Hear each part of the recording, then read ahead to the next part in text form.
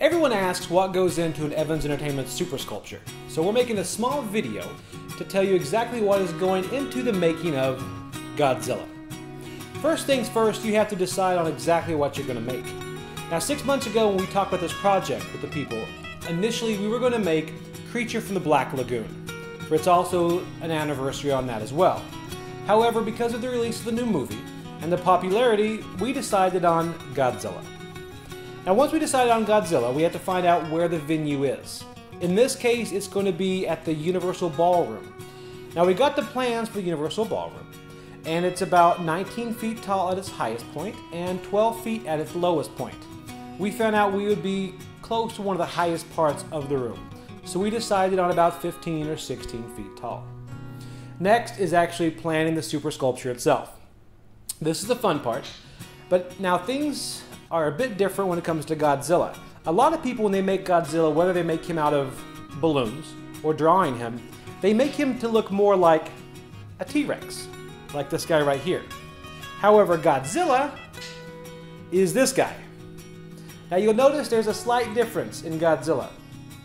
One of the big things with Godzilla is his girth. His circumference is actually larger than his height. And also his snout is quite a bit different, his eyes are different, everything, his legs are different.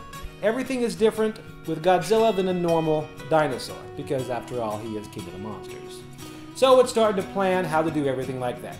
Normally when we do this, I actually do call a couple other balloon artists. This time I call Brian Getz, Gilbert Adams, Tim Thurman, several people to try to get some ideas on Godzilla himself. So once you have it virtually planned out, I then take it into Photoshop.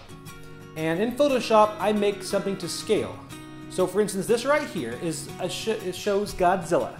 Now Godzilla is made exactly to scale. Each one of those blocks is 1 foot. Now those blocks right there, you can then measure exactly how tall his legs are going to be, and how tall his head is going to be, how wide his head is going to be.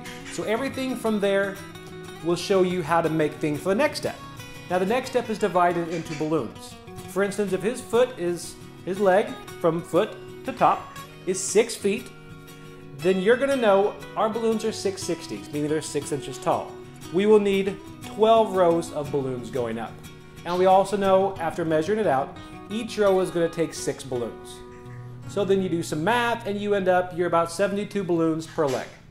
Now of course, when you plan things out, although you might have a number like 1248, you're going to add several hundred because things are always going to go wrong. For instance, on this beanstalk we made.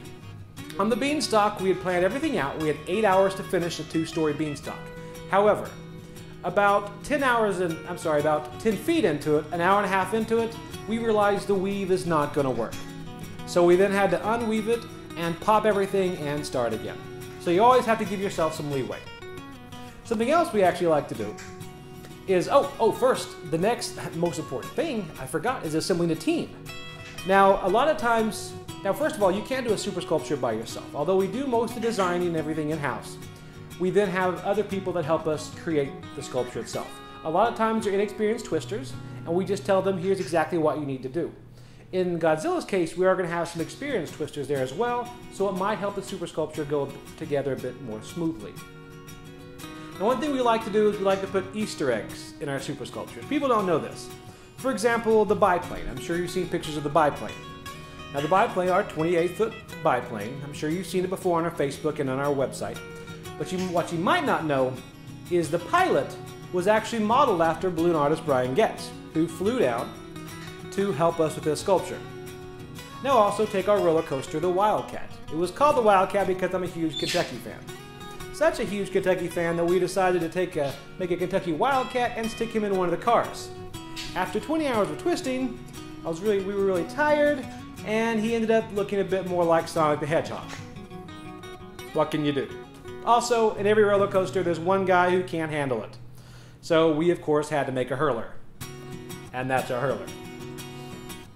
So there's going to be, of course, an Easter egg or two in Godzilla. Now, despite requests, we are not going to have Godzilla eating Matthew Broderick. However, we might have him eating Justin Bieber. That's still up for debate. In any case, that is exactly what goes into it, a lot of behind the scenes. Now, One thing you need to remember though is the day before Godzilla, on next Wednesday, we will be building a 2,000 balloon castle spy lab that you can walk through and see everything on the walls. Everything that a spy lab has is going to be in this one, but made out of balloons. So you can walk through the castle, take a look at the rooms, get your picture in there, everything. And that'll be on display for a week and a half in Fort Myers. Godzilla himself will be built Thursday in Orlando.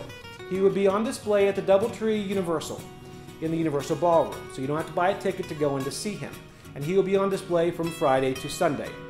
And of course, keep checking back on our Facebook for updates, pictures, videos, everything. We're going to show you how he's coming along.